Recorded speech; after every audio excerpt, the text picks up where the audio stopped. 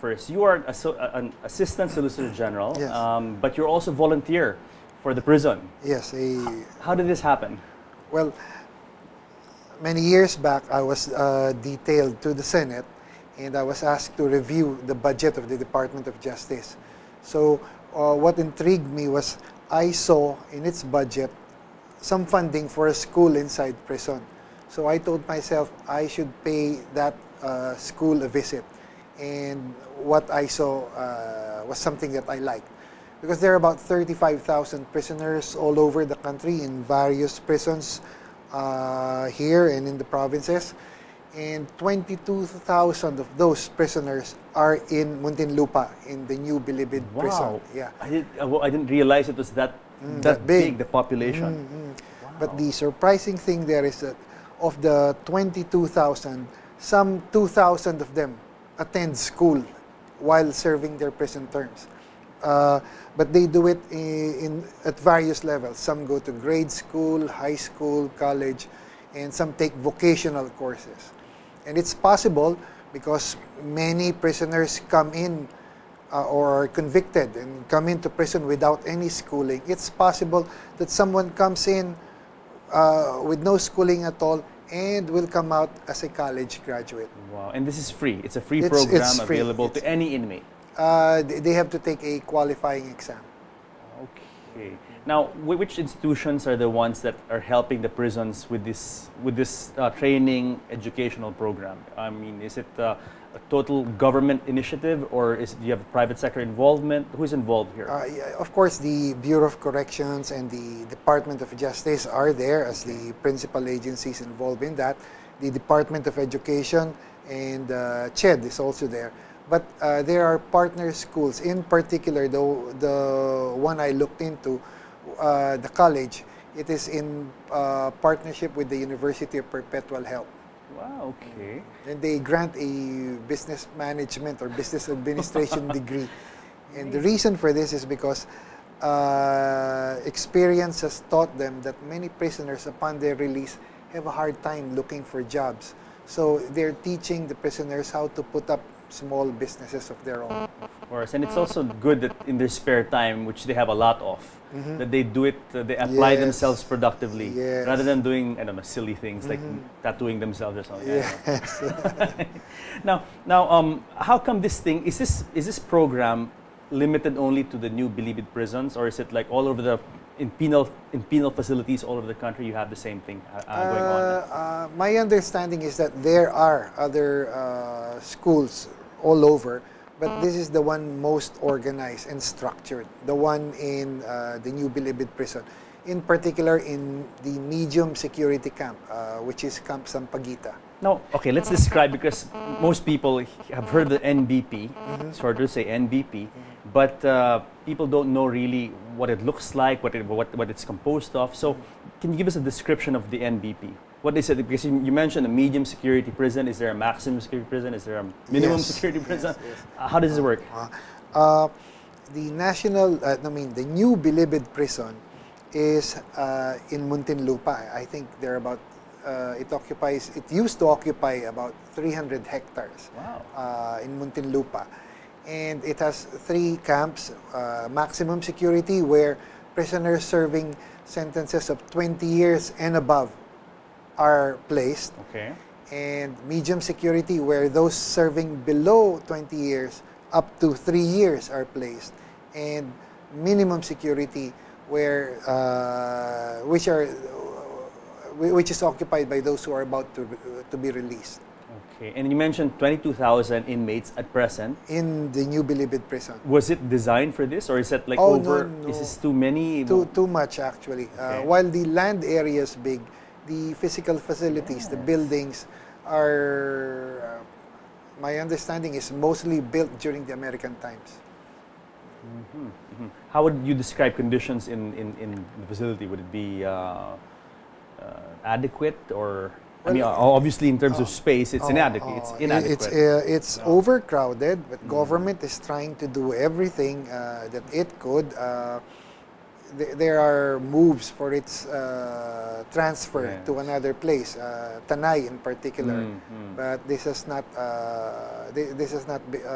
become a reality Very hard to move, especially because of the funding requirements. and maybe opposition also from the local population, the residents of the area who Oh, wants to live beside a prison. Yes, but that's understandable because who would want Of to course, stay beside the of prison? course. But you will be surprised.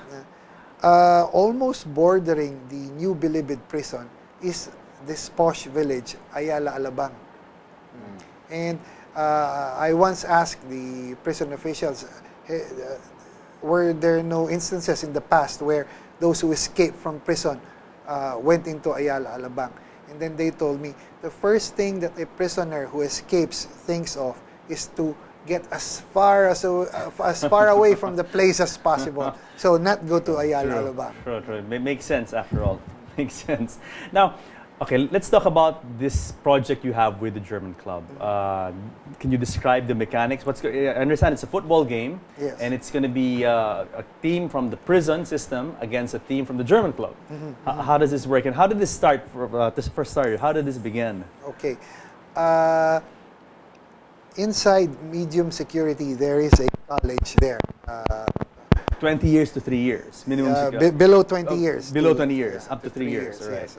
There's a college there. So, and it started with what they call the college guild. It's actually the prison glee club, because these prisoners, they know how to perform, they know how to dance, they know how to sing. It's surprising. Then one time, one of the singers there, who was a player in the University of Santo Tomas, picked up a ball, a soccer ball, and started playing. And suddenly, many other prisoners came forward and said, "Why don't we play?" So he found out that there were many football players there. And about 3 years ago, they decided to put up their own team. It was an informal team which did not really have a name, and it played against the Ateneo varsity team, Yeah. the alumni team that has been coming there. And they decided to name it, would you believe, Pusakals. Yeah, because they say that they're the only ones who has the right to use that. Of course, you have the Azkals, who because are celebrities now. Yeah, it's a play between the word Azkals. Azkals and Pusakal. Yeah. Pusa, mean like Pusang Kalye, Pusakal. They say Pusang Kalye, di ba? Or when you say Pusakal, it has a different meaning also in Filipino. Di ba? I don't know the exact translation. Interesting. But what's also surprising is that, Filipinos in a penitentiary here would pick up soccer, football or football because, football is not really too popular here, at least before the Azkals came. I mean, it really was basketball. So it's interesting how they would pick up this sport, Yes, football. Yes. Now, in the case of the German club, how did the German club, Mikhail, link up with Carl's group now? How did the connection happen? And first, tell us about the Cranes, their club football team. Yeah, we actually have here quite some active football life in Manila, mainly by expats. So we have our tournaments, our Euro Cup, our World Cup, where teams from Germany, from France, from England, from China, Korea participate depending on Euro or World Cup. We have our veterans tournaments. But the Germans only played shortly before this tournament. So some people said, why don't we always play? So now we play every Tuesday at Nomads in Merville, and we have about 20 regulars and about 40 on the list. And football became popular with the Azkals. They have now a German coach, Michael Weiss, who's also a big fan of the German club. So Paul Schäfer from the Hans Seidel Foundation, who was one of the initiators. His wife is very active in football. His sons are very active in football.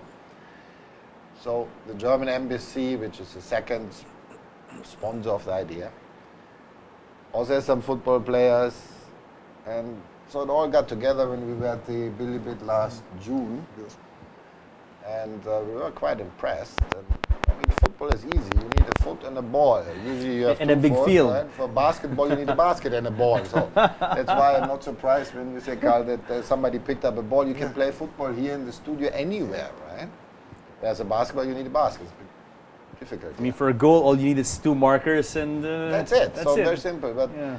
basketball, due to the American influence in the Philippines, is very popular. But football now, with the help of the ASCALs, luckily becomes more popular. So Hans Seidel Foundation, German Embassy, Paul Schäfer knows Karl very well. So the idea was born that we have a match there, right? So we'll have then on January 14. We'll go there. It will be sponsored by the German Embassy, by the Hans Seidel Foundation, which is the foundation of the Christian Democrat Party in Germany, which is very active in this area. And we have a match there. So it's a lot of fun. We'll do catering by the German club. In the prison? In the prison. We bring the food with us. We bring Coach Weiss as a referee, although we don't need a referee as such. It's a friendly match. We want to have fun. We want to, Beer? Unfortunately, we are not allowed to bring beer. No. It's verboten. Not in the penitentiary. We asked, but no, I mean, we'll have enough. But it fits, especially this rehabilitation program, which Karl is supporting, is very German. So we think a German approach with the embassy, with the Hans Seidel Foundation, supports this idea, which definitely is not an easy idea in the Philippines, or any effort in that respect. Because football really, I mean, you can play if you're attending a college. So somehow the inmates are encouraged to attend college, which is better for the later integration into the normal life. So you can then play? They can play football. Yes. So it's an idea which I think needs every support possible, right? So Carl, what Mikhail is saying is that the inmates who want to play have to go to school. They have at to the go same to time. school. You can't get, if they're not in school, then they can't play. Well, so far, that's the composition of the Pusakals. Wow. They're all college players. I mean, college students. Well, except for my son, who is a guest player, who plays with them. How old is your son? 15. Okay. So, I mean, you have 22,000 people in the prison. Is it limited only to a certain? I mean, therefore, theoretically, you could have more. Like you could have a hell of a big league. Yes, I understand that there will be more teams to be formed. There will be more. Wow. At present, how many players do you have in the About Pusakals? 22. 22. Do you have any support from the private sector? From like training. Who trains them? I mean, do you have coaches from outside who come in regularly and assist in training? Because football is like any sport needs their techniques. There have been various teams coming in to play with the Pusakals because they say that's the only way that they could improve. As I said earlier, they have been playing with the Ateneo alumni soccer team. They have played with the team of the French football club. Yeah, and they have played with another team composed of British expatriates. But all in the prison grounds. Yes, at the sunken garden in front of maximum security. Are there any plans afoot to perhaps bring them outside for exhibition matches outside the penitentiary? Is that in the books? Is that on the cards? There have been talks about that, but this will all, of course, have to be approved by the Secretary of Justice herself. Of course. I mean, these are not ordinary players, after all, and there could be some security concerns, in that sense. Now, what is your objective here, Carl, in this team? I mean, what is your long-term goal here? And why football? I mean, why not concentrate on other sports? Well, my objective is to help the prisoners, because this is what they've been trying to do, to help prisoners change their image. Because every time when we look at the papers, when we listen to the radio, watch TV, invariably there would be reports about crimes, and this scares the public. In many instances, many would not want to come and visit prison because of what they read in the papers. But this is one way where they are trying to change their image and say, no, while we have committed a crime, while we have done something bad, we are paying for it now, and we're trying to reform ourselves. So we're there as volunteers to see to it that upon their release, they will be ready and become more productive members of society and not go back to a life of crime. In the prison, Carl, what do you teach? What subject? Well, I used to teach business policy because that was my Wow. undergrad course, but I found it really hard and challenging, you know, because the prisoners, you will be surprised, they ask so many questions, and I thought that it would be really unfair to be just checking their papers or giving them a grade without comments and giving the papers back to them. So I said, maybe what I will do henceforth is to start inviting people whom I think could help change the prisoners. Paul Schaefer is Yes, one of them. Hans Seidel Foundation. Yes, of the Hans Seidel Foundation. Michelle also. Now, is the game, Mikhail, on January 14? Is it open to the public? Anyone can go? I mean, this is a prison. Yes. I mean, it's open to anyone. No need to get a special pass to enter the premises. Because it's going to be in the open field, everyone is welcome. The same way that it was open to the public when they had the match with the French football team and the British team. Mikhail, from the part of the German club, do you view other engagements with the prison? I mean, obviously this is START, the first project, I think, of the German club with the prisons. I mean, do you see more projects of this sort moving forward? Yeah, actually, we discussed one, and we saw on the video that art plays an important role in the prison. And we have tonight the opening of an art exhibition, so there are discussions, initial discussions, to have an art exhibition from Billywood Prison at the German club. That's a good project. Yeah. We want to take it Very nice. step by step, so we are now looking forward to this match, and we all like football. We are not good, we are a pub team, right? So what we call in Germany pub team. So I don't know whether they can learn a lot from us. They can learn us in the social part maybe, but I don't know in the skills. Maybe Coach Weiss can bring some ideas. But we play for fun, right? And that's why we're looking forward. But this art exhibition would be then a step further, nice. right? Yes, Because yes. what we saw on our visit there was impressive, right? They have very good artists, painters, and the one that was shown earlier, that's called pyrography. Burning. Wood burning. Yes, yes. So it's possible that they can come up with a three-dimensional portrait or an image with a heated wire. Yes, and that's an idea. If you could display some of those at the German club, and maybe for sale. I mean, if you members want to buy, and then they could purchase it. And I mean, personally, I like art, and I've never seen really inmate art before. Very unique. Yes. Very unique. I mean, these are people who made a big mistake once, and they pay for that mistake, but you still have to support their capability. So that is one. I mean, like playing football is one, art is one, so, Yes, it helps them, helps other people, and of course. it's a win-win. Well, gentlemen, we've come to the end of the show, but before we go, let's have some last words. Carl, you first. Maybe say something to the audience. Yeah, thank you, buddy, for inviting us here. You see, most prisoners view themselves as athletes running this game of life, and they fall, and that's where we see them now in their fallen state.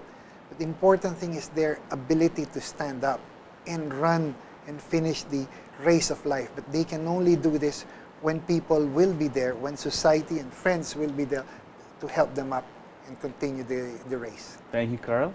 Mikhail? Yeah, thanks also from our side, German club side. If you like to enjoy German food, I can only recommend what we mentioned before, the catering.